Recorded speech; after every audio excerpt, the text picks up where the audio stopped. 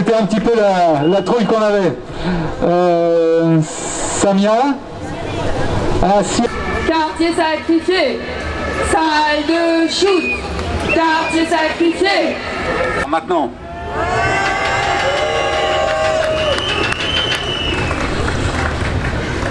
Bonjour tout le monde.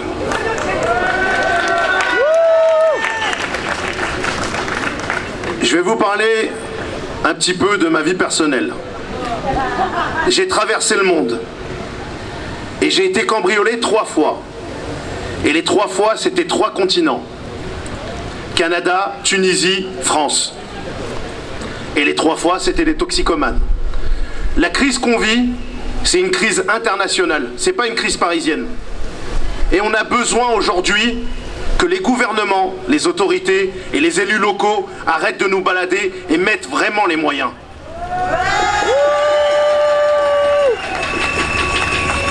Le plus grand péril aujourd'hui, c'est pour nos mineurs qui se font aborder par des toxicomanes qui sont aussi dealers ou par des dealers. Ils leur font des propositions à la sortie des collèges. Est-ce qu'on va accepter ça? On fait de la prévention sur beaucoup de choses. Où est la prévention contre les stupéfiants? Dans les collèges et dans les lycées, je la vois pas. Est-ce que vous la voyez? Non! Quand Skyrock diffuse du rap comme SCH, il dit une casserole et ça fait du crack. Est-ce que c'est normal que vos enfants écoutent ça? Non! Est-ce que c'est normal qu'un rappeur qui est disque d'or comme Caris dit Kalaché chargé, cuisine du quecra? Est-ce que c'est normal? Non! Si je vous dis qu'au baladé, si je vends pas assez, je me remets à vendre de l'AC. Est-ce que c'est normal? Non! Il chantait ça alors qu'il était mineur. Il y a une méconnaissance du sujet de la part de monsieur Darmanin qui dit que les toxicomanes meurent au bout d'1 an. Mais non, ils peuvent vivre très longtemps, ils peuvent avoir des ruptures d'anévrisme, des crises cardiaques, beaucoup de choses. Ils se détruisent au fur et à mesure. Mais ils ne meurent pas au bout d'1 an. Monsieur Darmanin, vous dites que le crack est importé des dom-toms. Je crois que vous savez plus comment on cuisine le colombo qu'on cuisine le crack. Je suis prêt à vous aider en ministère. Il y a aussi autre chose. Là, aujourd'hui, on est tous rassemblés. Vous savez pourquoi? Parce que les Parisiens et les villes autour de Paris, ils forment un seul bloc. Il n'y a pas de différence entre nous. Il n'y a pas de frontières. Il n'y a pas de 20e. Il n'y a pas de 10e. Il n'y a pas de 18e. Quand le 10e est concerné, on est tous concernés. Et on doit tous faire front ensemble. C'est ça, c'est cette unité qui ferait qu'on changera les choses.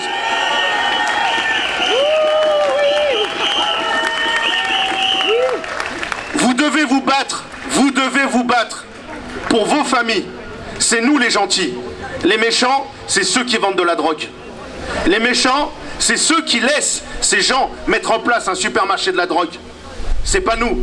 Nous, ce qu'on veut, c'est vivre tranquillement, travailler tranquillement, mais on veut aussi le bien de ces personnes qui sont atteintes.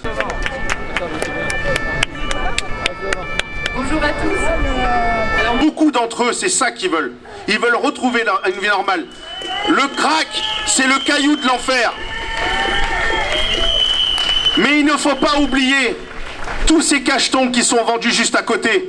Quand je regarde le documentaire de 7 à 8, les filles de Barbès, c'est juste là, à côté. À côté. On ne fait rien. Le protoxyde d'azote, l'héroïne, il y a tellement de choses. On a troqué à Paris le vivre ensemble pour le vivre drogué. Et on arrive à idéologiser les salles de shoot et dire que c'est une solution, alors que non, la seule solution, c'est le sevrage, c'est le soin et la sécurité pour nous tous. La sécurité, c'est pas une idée politique, c'est un acquis des droits de l'homme.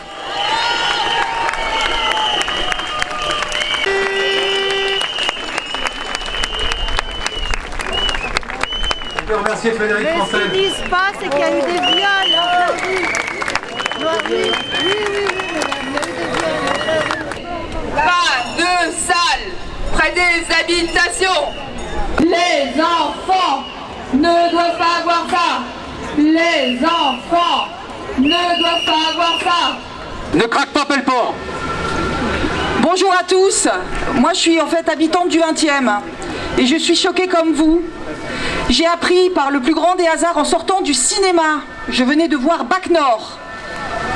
aucun lien bien sûr, et je tombe sur un tract, heureusement qu'il y a des gens qui s'étaient déjà mobilisés, un tract concernant l'installation d'une salle de shoot à côté d'école, à Pelleport. Mon sang n'a fait qu'un tour. On s'est mobilisé semaine après semaine. Et l'idée totalement absurde qui paraissait invraisemblable, à savoir qu'on pouvait à Paris installer en toute impunité une salle de shoot entre des écoles primaires, des écoles maternelles et des EHPAD, et bien cette idée-là, elle a germé dans l'esprit de notre maire, qui s'était bien gardé de nous en parler dans son programme politique. Il nous avait parlé des pots de fleurs sur la rue des Pyrénées. Il nous avait parlé de la tranquillité autour des marchés. Il avait oublié de nous parler des salles de shoot. Cela devait sans doute être un détail. En tous les cas, ce que je peux vous dire aujourd'hui, c'est que si nous sommes tous ces collectifs réunis, c'est que ce n'est que cette mobilisation qui va réussir à nous faire sortir de cette folie. C'est une folie qu'on nous impose, qu'on impose en plus à tout l'Est parisien. C'est une honte. J'habite le 20e depuis 30 ans, un quartier populaire qui est mixte, qui est divers, et c'est pour ça qu'on l'aime, comme tous vos autres arrondissements. On nous accuse de ne pas être généreux, alors qu'on est des quartiers où tout le monde se mélange, des quartiers avec des logements sociaux, et on essaye de nous faire passer pour les méchants. Mais c'est pas nous les méchants! Les méchants, c'est eux!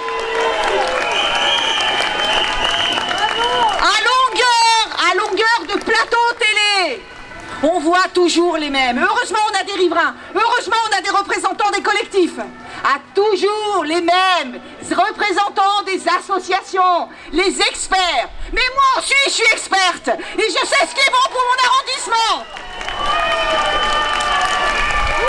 Il y en a marre des experts. Il y en a marre. On veut le bon sens de retour à Paris. Le bon sens, c'est qu'on a tous droit à la tranquillité, à la sérénité. C'est normal. C'est pas bourgeois comme esprit. C'est normal. C'est un premier droit. Tout le monde doit avoir droit à la sécurité. Et je pense que ceux de Pantin et d'Aubervilliers ont beaucoup de choses à dire sur ce plan-là. On ajoute des problèmes aux problèmes. Alors moi je dis,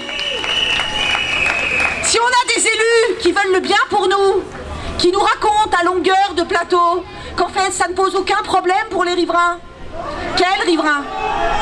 Eh bien dans ces cas-là, mais qu'ils les accueillent.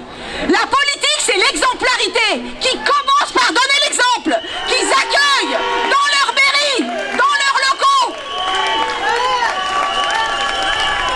Peut-être que s'il y avait un peu plus d'exemplarité, peut-être qu'ils arriveraient à faire la démonstration par l'exemple, peut-être qu'ils arriveraient à convaincre enfin. Donc maintenant, arrêtons de nous faire berner. Ce ne sont pas encore les quartiers populaires de Paris qui vont payer. C'est fini. Et c'est pour ça que aujourd'hui, c'est un début. Il faut que tous les arrondissements de Paris soient mobilisés. C'est une folie totalement, c'est une idée totalement ubuesque d'imaginer que dans un milieu urbain aussi dense que Paris, Paris est une des villes les plus denses au monde. Comment peut-on imaginer d'instaurer des salles de shoot? Ce n'est pas bon pour les riverains, ce n'est pas bon pour les toxicomanes. En fait, c'est pas bon pour les gens, pour les citoyens lambda. Il faut se mobiliser. Donc vraiment, j'ai envie de dire juste un message. Restons soudés. Essayons de ne pas regarder que notre petit quartier. En fait, c'est ça qui nous plombe. C'est ça qui fait que, au final, on divise. Là, grâce à ça, on a réussi à se mobiliser. Il n'y a plus de plan à Pelleport. Mais il y a d'autres plans. Il y a d'autres plans. Et moi, ce que je voudrais simplement vous dire, c'est que je suis du 20e, je me sens mobilisée avec le 10e, je me sens mobilisée avec le 18, avec le 19, avec Pantin, avec Aubervilliers. En fait, il faut que tout le monde se sente concerné. C'est pas juste un petit quartier, mon petit quartier, ma petite rue. Tout le monde doit se sentir concerné. C'est un problème national. C'est un problème national. Merci à tous. Les quartiers craquent avec le crack. Les quartiers craquent avec le crack. Les quartiers craquent avec le crack. Les quartiers craquent avec le crack. Les quartiers craquent avec le crack. Les quartiers craquent avec le crack.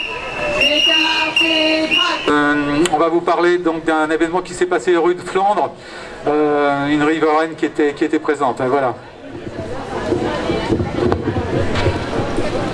Bonjour, je m'appelle Déborah Nava et fin mai, on avait un collectif comme ça où on s'envoyait des messages et une vidéo est sortie. Et dans cette vidéo, il y avait une femme qui était en train de se faire violer par un craqueur. Et donc tout de suite, j'ai appelé la police qui sont intervenus sur le moment et cette femme a été sauvée. Elle a été sauvée, mais il y a eu un viol dans notre quartier. Et en tant que femme, et vous êtes toutes là, vous savez nous, comment nous subissons dans le quartier et comment c'est difficile quand on passe le soir. À partir de 20h, on a commencé à avoir très très peur. Et on est très inquiète. Et je voudrais vous entendre, vous les femmes qui sont là, est-ce que vous aussi vous ressentez ça? Et qu'est-ce que vous faites dans ces moments-là? Et on sort plus, on vit plus, et on sait plus comment faire. Et c'est en bas de nos rues. Et on se demande comment on va faire. Et ces femmes toxicomanes qui sont violées également. On le sait bien, des fois on détourne les yeux, on a le sentiment de manquer d'humanité, alors que c'est en bas de chez nous. Alors on parle sans arrêt des craqueurs, on parle sans arrêt des pouvoirs publics. Mais est-ce qu'on parle des riverains, de ce qu'on subit, de comment on vit ça? J'ai contacté Monsieur Dagneau, notre maire du 10e. Je lui ai demandé un local pour avoir un endroit pour pouvoir discuter de ce que nous vivons actuellement parce que c'est dur. On peut être dans la colère, mais il faut aussi comprendre que ça nous déprime tout ça. On ne peut pas vivre dans ces conditions-là 24 heures sur 24, sachant que des femmes vivent ça à côté de nous, que nous-mêmes, nous avons peur de sortir, que nos filles, on a peur pour elles, nos sœurs. C'est pas une vie. C'est pas une vie. Regardez comment l'endroit est beau, regardez la rotonde, regardez, il y a vraiment possibilité de vivre bien et on n'a pas ça. À un moment donné, on ne peut pas toujours être dans la colère ou dans la compréhension de l'autre. Il faut aussi dire stop. Et pour dire stop, il faut que nous aussi, les femmes, nous nous levions et que nous refusions ce qui se passe actuellement dans le 19e, dans le 10e, dans tous les quartiers de Paris. Nous sommes en train de retomber en arrière alors que nous avons des droits et des possibilités d'agir. Je finirai sur ça. Cette femme qui a été violée nous a remerciés parce que nous avons été là. Il y a eu plusieurs personnes qui ont été là. Celle qui a filmé, qui a envoyé la vidéo, celle qui a agi ensuite. Il y a des choses à faire. Et pour ça, il faut qu'on se soutienne et qu'on refuse l'inadmissible. Merci. Pas de salle près des habitations.